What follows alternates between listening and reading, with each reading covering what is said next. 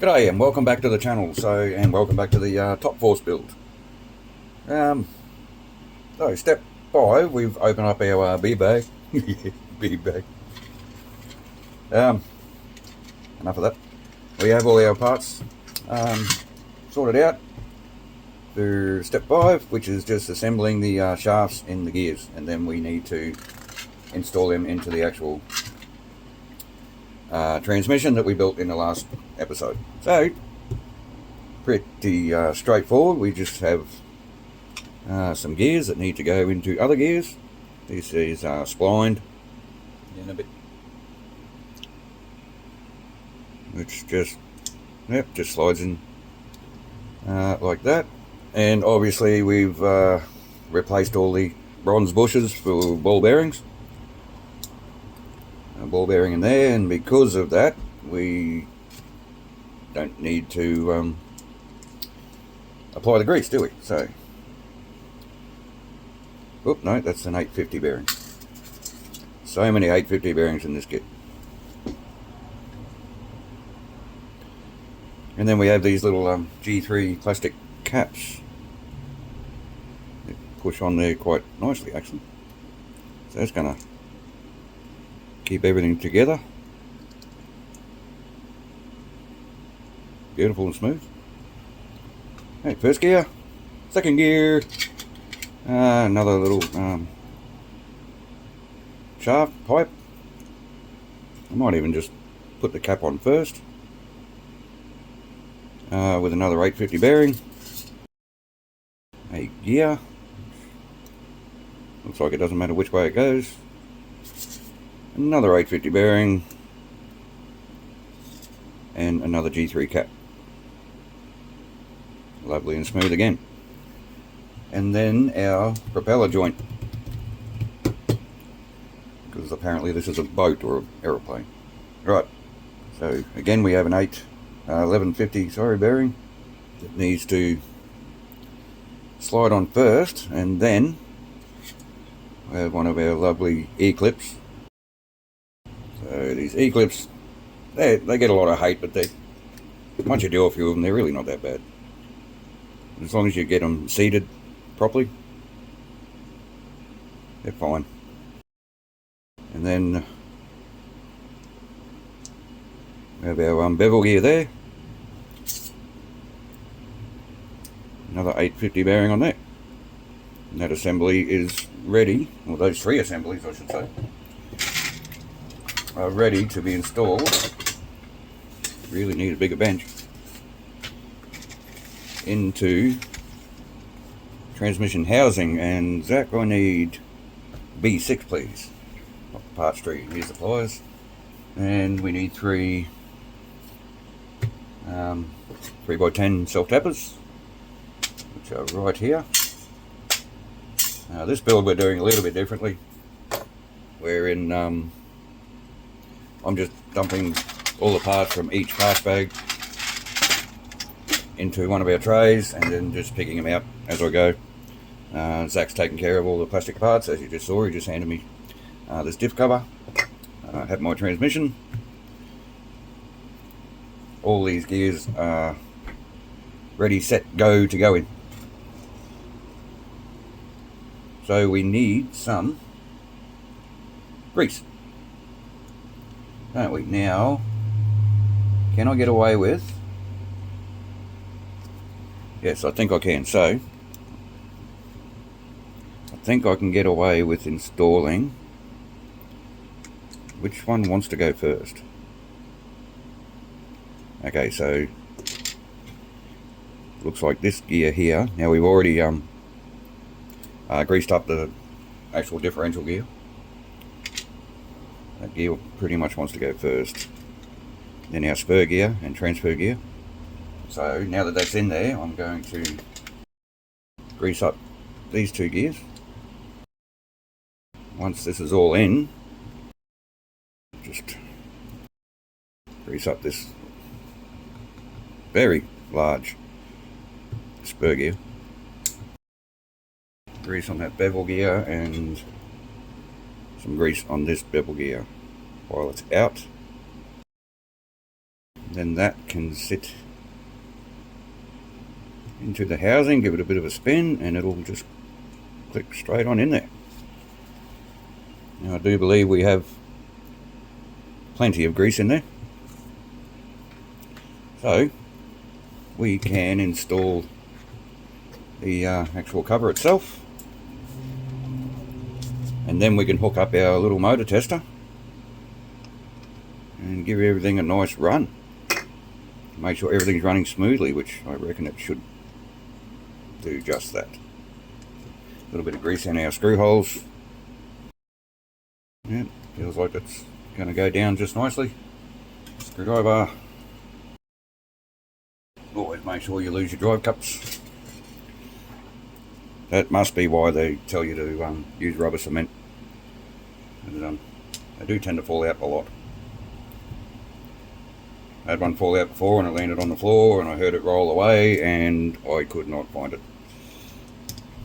Turned out it rolled the opposite way of what I thought it rolled, and it was over the other side of the room. Okay, that's step 6. So now, if we can get our trusty tester. Now these BZ motors do take a little bit more power to get going, but we do have 3 volts, so let's see how we go. So that's not doing anything, but if we give it a turn, yep.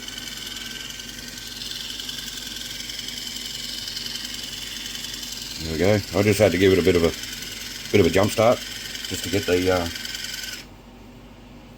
the motor turning over under that those 3 volts. But that is sounding very smooth, very nice. We can put this away for now until we need to install the steering servo. So step 7 is rear upper arms and assembling this rear damper stay, the shocky mount. This thing here, and it's telling us to use thread lock on these ball ends. So let's get those parts together. So we have our ball ends installed on our suspension stay, rear damper stay. We've made up the upper arms. They're ready to clip on. We just need to mount that bulkhead to the transmission. And the ball ends face forward.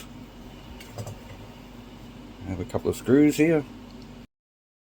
I think I remember seeing something about sealing up the edges of this FRP plate. Is that correct, or is that just for the carbon fibre? I don't know, I haven't had much to do with either of them. So if you know, yeah, leave us a comment and let us know. And we can come back and do it if we need to. Okay, so they're on. And yes, we do actually end up installing O-rings in the drive cups. So we just use one of our dog bones to set that in place if it wants to, which it doesn't. Just doesn't want to go in straight. There we go. So far this is turning out to be a really nice build. I know we haven't got that far into it yet, but and it's completely different to anything. Well, I don't know about completely different, but pretty much none of the parts are familiar to me, so that's kind of making it fun. So sort of delving into new territory, getting out of the comfort zone, which is a good thing sometimes. Okay, so that's our bulkhead fitted and our upper arms. It's good that you can adjust them. You can adjust your camber. So we'll put that aside for a sec.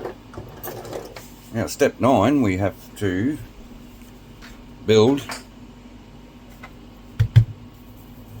our rear lower arms. It kind of looks a bit funny because you've got, thank you, you've got these big bulky lower arms, and you've got this tiny little entry screw, basically a threaded rod for the top arm. It just looks funny.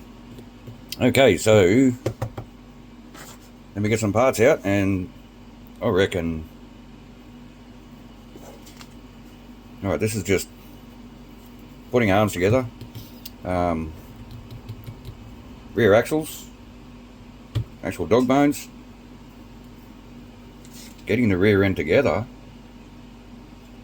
and step 12 is installing, you can't see it, it's over here, installing the front differential in its casing. So we might actually get to step 12 in this video. Probably will if I stop blabbing on. So give us 2 secs, we'll get some parts together. So we have, can we zoom you out a bit? Yeah, that's a bit better, isn't it? You can see more. Right, so I have all the parts here ready for these 3 steps up to step 11. So let's get into it. Now, there is a left and a right, so really just have to look at the pretty pictures and just orientate your parts to match the pretty pictures. And the uprights themselves, or the hub carriers, bearing carriers, whatever you want to call them, actually have a L and an R molded into them. There's a left on the left and R on the right, so you really can't get them wrong either. Well, you probably could, but if you get them wrong, you're probably not taking much notice of what you're doing. And also, pretty cool, I think, no screw pins. Just pins that have those lovely little E-clips on them. So, be interesting to see how they go. See how many E-clips we lose when we take it out to the track. Good thing I have some spares. So, now these 2 halves, you really can't get them wrong. There's 2 spigots that sit out. One's a long one, one's a short one. You really can't mess that up because it won't go together the other way. And it really, really looks wrong. So let's get these screwed together kind of as quick as we can, because this part's pretty boring, isn't it? Now this is the softer plastic, so once you feel the screw take up, that's it, just stop it. You don't want to strip these out. Not that it wouldn't be that difficult to fix, but it's one thing you don't really want to have to do, isn't it? So just be careful screwing into softer plastics. And it's also not telling us to grease up these pins. So I think for once I'm going to do what I'm told. So I won't grease them up, so we'll see how they go. Now I'm just going to mount first E-clip on the shaft. I'm struggling to see today. These are, well, they can be fiddly, but I don't know if you heard that, but nice little click click. That is all the way in. Now since we have this top one, which is the left, actually tells you left, there it is, right, so which is that one, and we find the hub carrier with the L on it, put our pin through, and then just E-clip on the other side. This is where it might get a bit tricky because you start running out of room a bit. And that's our pin in for our hub carrier. Those pins with the E-clips really does give it a nice clean look, doesn't it? And I've jumped the gun and built the second one as well, the right hand side. So those are ready to, no they're not, they got to stay right here. Now screwing these ball screws into these connectors. Usually I come in with an M3 tap just to make things a bit easier, because if you get these crooked and you don't notice, it can be a bit of a drama. Missing half of my tools here, but we're going to give it a go. So I'm actually going to put some grease, so just a tiny bit of grease just to help lubricate that plastic for when you try and thread these ball screws in. You just got to make sure you start straight. Just keep checking till it goes all the way home, and that is it. And it is so much easier, I find it so much easier anyway, by using one of these Tamiya drives. So much easier than using the E-box wrench in the kit. You've got a lot more control over it. Okay, so they went in pretty easy actually, so no need to tap out that thread. Our axles, nice new ball bearings, again goes sliding right in there. There's our second one. Uh-oh. There's our second one. Now rear drive shafts or dog bones, whatever you want to call them, and this is where our transmission assembly comes back into play. So what shall we do first? Okay, so I'm going to put these lower control arms on with the pin. So again, I'm just going to fit one of these E-rings before we slide the shaft into the plastic itself. And that's, thank you Tamiya. That is going to make things awkward, isn't it? Okay, so I'll explain what I'm talking about in a minute. Okay, so line up these holes, and of course we've lost a drive cup already. Now you have to focus. Right, we have to fit our E-clip onto that shaft there, but you're a bit limited for room in there, so this is going to be interesting. You might just end up seeing this done instead of watching me trying to fumble around with. Oh my god, that went straight in. What was I whinging about? Okay, so that's nice and free. Alright, we'll stick with the same side. We'll stick our drive shaft back in. It's telling you to grease up the ends of the dog bones, but not grease up the pins. That's strange. It's telling you to use the ceramic grease supplied, but I'm going to use this anti-wear. So to do this,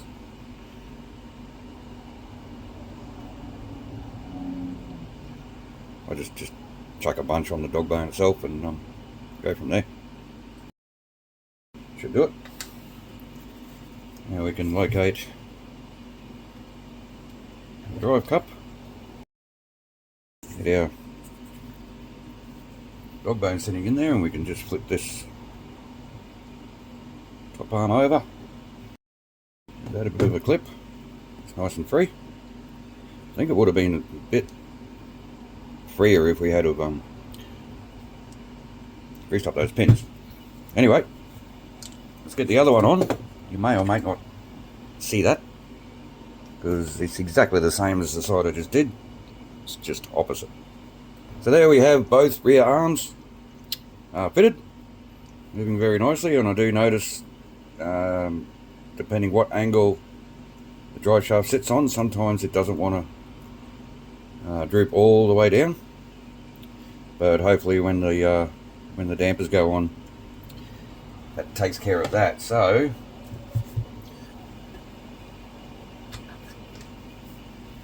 let's turn the page.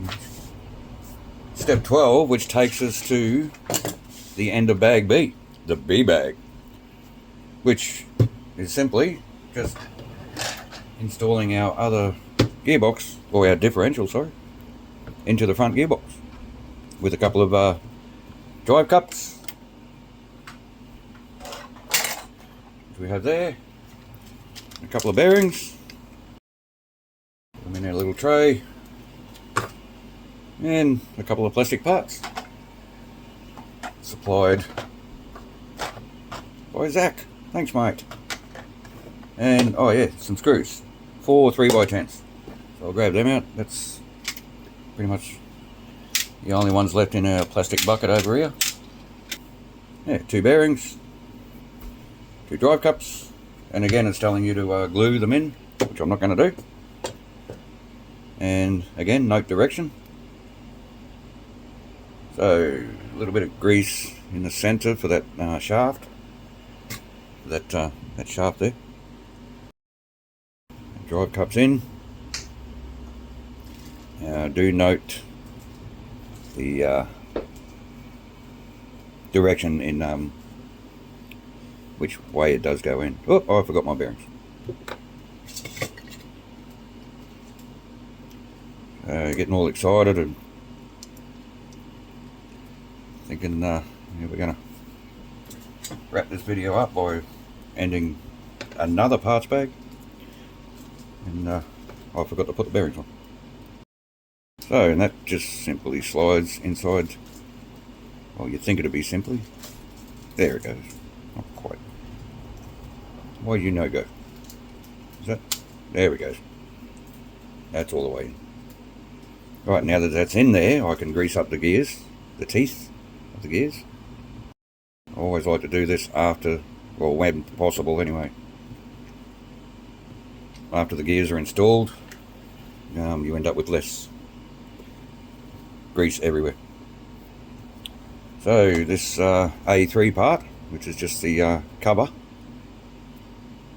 same principle as the rear diff, and just make sure you get it on the correct way, which that appears to be correct. And of course your drive cups fall out again. Alright, now 4 screws.